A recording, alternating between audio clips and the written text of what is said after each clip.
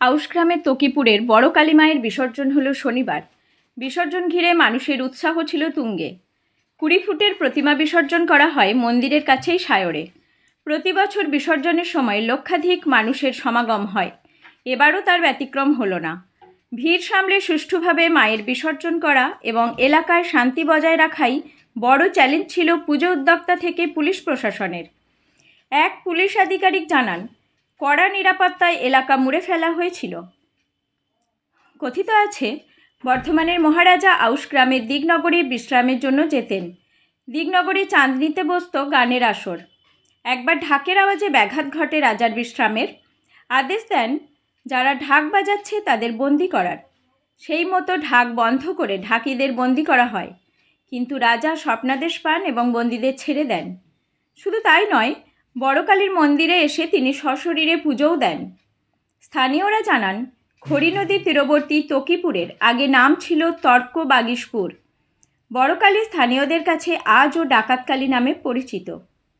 কথিত আছে, ডাকাত দলের সর্দার কালী সাধনার জন্য এখানে দেবী পুজো শুরু করেছিলেন। ডাকাতি করতে যাওয়ার আগে মশাল জ্বালিয়ে তাঁরা কালীর সাধনা করতেন। সেই রীতি আজও পালন করা হয়। এলাকার বাসিন্দা প্রিয়ব্রত পান বলেন, বিসর্জন দেখতে ভোঁতা, তেলতা, বিল্লগ্রাম, গলসি সহ নানা এলাকা থেকে বহু মানুষ ভিড় করেন। পুজোকে কেন্দ্র করে মেলার পাশাপাশি বিভিন্ন সাংস্কৃতিক অনুষ্ঠানও হয়। পুকুরে বিসর্জনের জায়গায় ব্যারিকেড ছিল। এছাড়া অগ্নি নির্বাপন, ডিজাস্টার ম্যানেজমেন্ট, মেডিকেল টিম উপস্থিত ছিল। পুলিশ সূত্রে জানা গিয়েছে, নজরদারির জন্য সাদা পুলিশের পোশাক থাকছে। কোনো রকম অপ্রীতিকর ঘটনা যাতে না ঘটে সেজন্য পুলিশ সজাগ রয়েছে। এছাড়া দর্শনার্থীদের গাড়ির পার্কিংয়ের জন্য নির্দিষ্ট জায়গা করা হয়েছে। তকিপুর থেকে নিজস্ব প্রতিনিধি রিপোর্ট, সুখবর টিভি।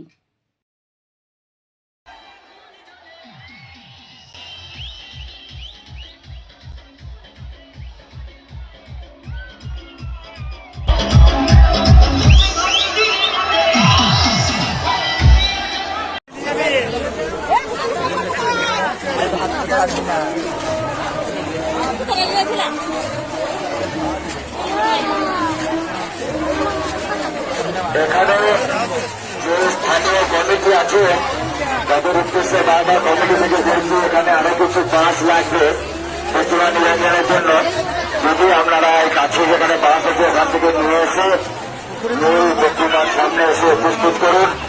আমরা আর কিছুক্ষণের মধ্যে আমাদের প্রতিমা নিরঞ্জনের অনুষ্ঠান আমরা আপনাদের সাথে নিয়ে শুরু করব এবং আপনারা যারা এখানে দর্শনার্থীরা এসছেন তারা সুশৃঙ্খলভাবে ব্যারিকেডের বাইরে থেকে প্রতিমা দর্শন করবেন এবং প্রতিমা নিরঞ্জনের সহযোগিতা করবেন।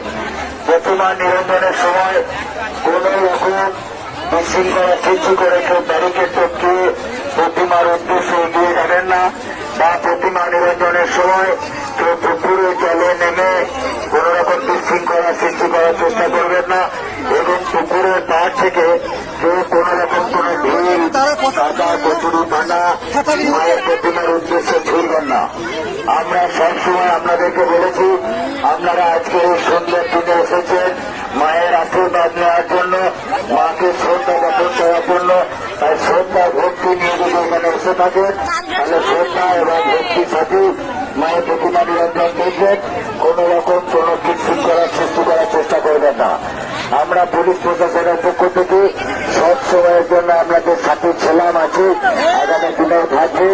আপনারাও আমাদের সাথে থেকে আপনাদের যে দায়িত্ব সেটা পালন করবেন, তাহলে আজকের উৎসব আরো বেশি সুন্দর হয়ে উঠবে।